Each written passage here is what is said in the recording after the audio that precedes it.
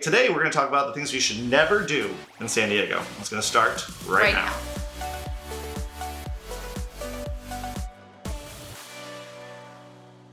We talk about a lot of things that we should do, what we like to do here in San Diego. Yeah. We don't really talk a lot about things about we should never do in I San know. Diego. These are our opinions. Obviously, everybody has different opinions. Correct. These are the things I would say I would never do in San Diego. And I think that this can work for people who live here who are locals, people who might be moving here, and people who are tourists and coming just here on vacation. On vacation. Exactly.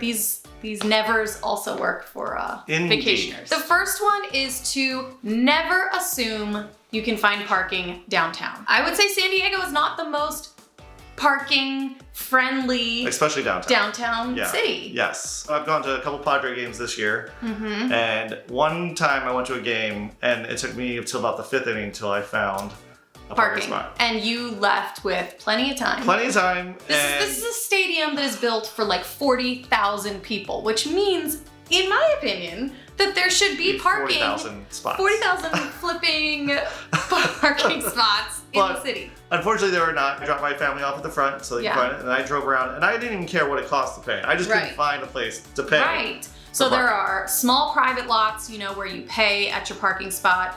Some of those have, 60 spots? And you're blocks and blocks away from your destination.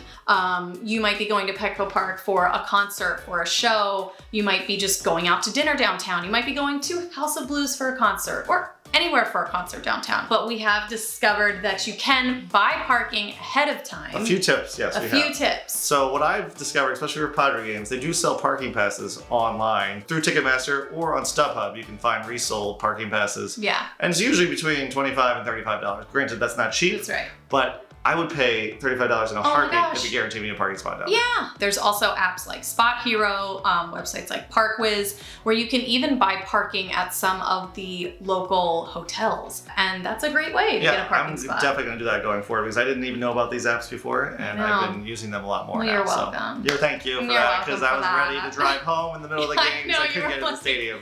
I'm done. Tatis. Finished. I'm not coming to see you today, Tatis. We're done. Okay, number 2.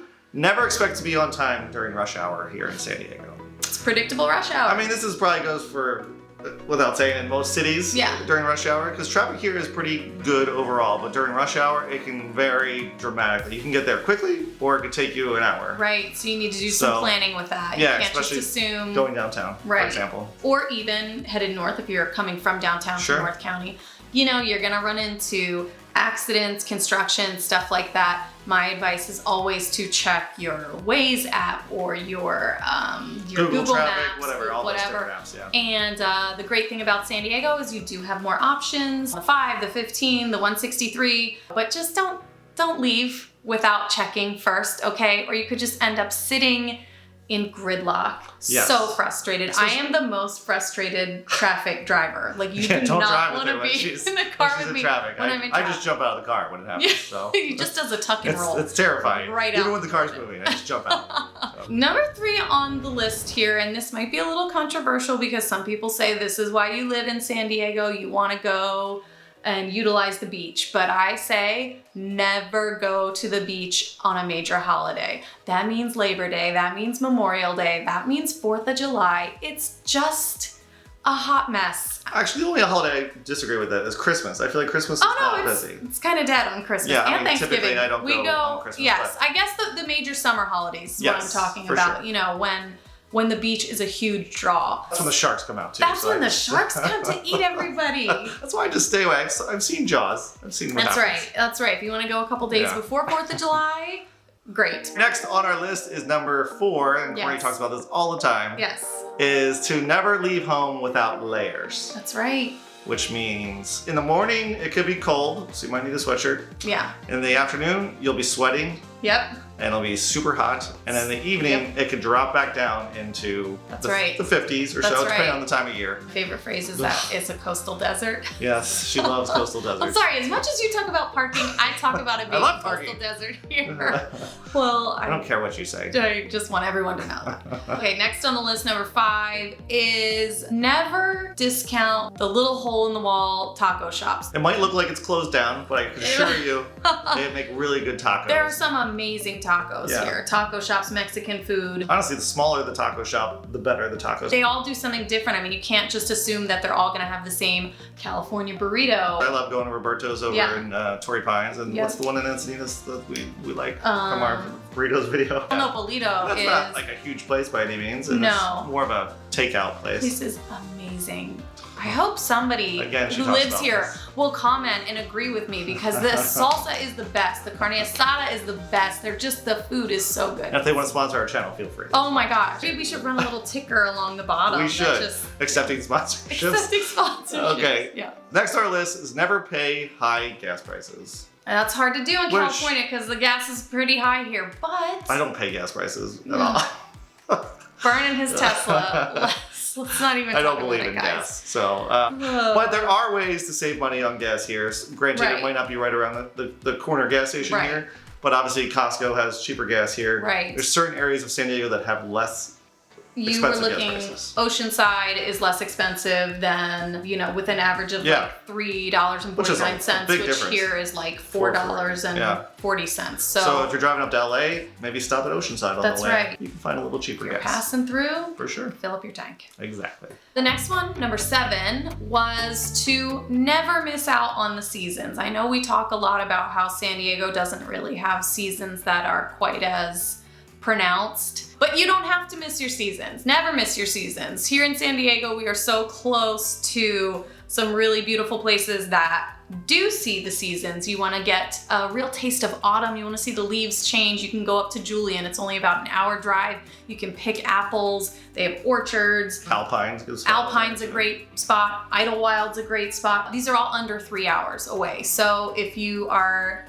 getting a little homesick, getting to the point that you want to, especially at like Christmas time, you kind of want that little season feel. I feel like sometimes if you're like at the beach at Christmas, it doesn't quite feel like Christmas sometimes. So never miss the 4 seasons. At least for again. me, You can do it. Number 8 on our list: never go to the beach without checking the tides. Guys, I mean this. Especially certain beaches here in San Diego. I mean this. Do not be that goober who rolls up to the beach and has no idea that it is high tide and you have this much beach to sit on and you're just check the tides. When you get up in the morning, you're planning your beach day, you can go to magicseaweed.com, you can go to tidechart.com, you can go to the surf report, and they'll tell you when the high tide will be. I was just at Torrey Pines the other day for a birthday party, enjoying a beautiful October, 85 degrees. It was hot. It was hot. And they were setting up a wedding on the beach. And it takes a long time to set that stuff up. So they're setting all the chairs up. Everything is like spaced perfectly. And I just see the tide coming in. I know they wanted to be getting married with the sunset in the background, but they maybe didn't check that the tide was highest tide at 7 p.m. Sun sets around 7 p.m. a little earlier. I just couldn't believe it. I was like, somebody check the tides for these people and just let them know that you're about to lose all your beach, and maybe just put your chairs back. Just a little bit farther. Other beach related, never go to the beach without a wetsuit. I know. If you're going to the water, at least. Yeah. I grew up on the East Coast, and you don't really need a wetsuit. The water's relatively warm, especially in the summertime here. Yeah. But even here in San Diego, the water is pretty chilly. Average is 68. 68 degrees. Which is not that warm. Which is too cold for me. Yeah. I'm a in softie. In February, it dips down to 57 degrees. Even with all this extra meat on me, it's still, chilly. It gets cold. But if you're someone who's a little more sensitive to the water temperature, but still want to take advantage of the fact that you live on this beautiful Pacific Ocean coastline,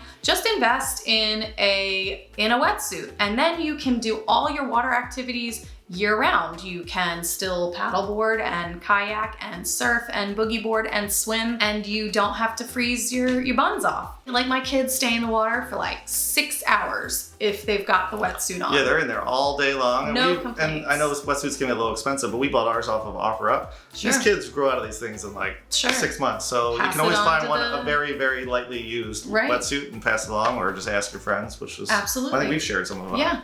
Yeah, absolutely. So I just think you don't have to tough it out. Get the wetsuit, people. Please. All right. It's painful to watch. Freezing children. Last but not least, this is an important one. Never go outside or to the beach or to the playground or whatever without sunscreen and sunglasses. The UV rays here are no joke. year round. And you've got to protect your skin, got to protect your kids' skin. Also, even if you're just going to your kids' like soccer or baseball event, because I just experienced this recently, like some of these parks have like no coverage, no shade whatsoever. So get one of those tents, get an umbrella, get something, because trying to watch an hour-and-a-half t-ball game in 90 degrees, which is already a little painful in general, it's unbearable to sit there in the sun when it's 90 degrees outside. So just keep that in mind, invest in a tent, a umbrella, or just find some shade. Or just stay at home while your son plays baseball. Oh, have your wife go? Yeah, sure. That works too. He's going to send his wife. Just a little advice. You will realize very quickly that it gets pretty hot here. It does, but when not even just the heat. Bern, I think it's even more important to say those winter months when you have the nice breeze and it doesn't feel as hot out, it's still really, the sun is really intense. You can get burnt still in October, December. Like, it's wild. I only have 2 colors, red or white. So, all right, well, that is our top 10 things to never do here in San Diego. Yes. Hopefully you guys enjoyed it. If this is your first time to our channel, please subscribe to our channel as we post new videos every week. And if you ever plan to move to San Diego, we'd love to help you find your next home. Thanks for watching, and catch us next week. Bye.